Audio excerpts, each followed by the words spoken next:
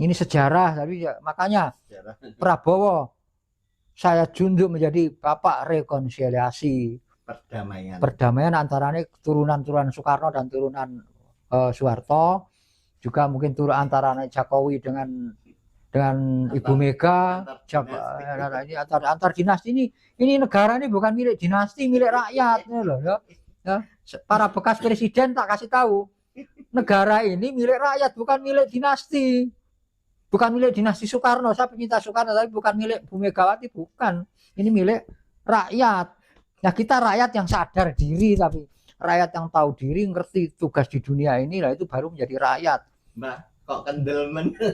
Nah, ini kan setelah saya dari Alas Purwo ini, saya ngomong bukan kehendak saya. Ini kan direkam.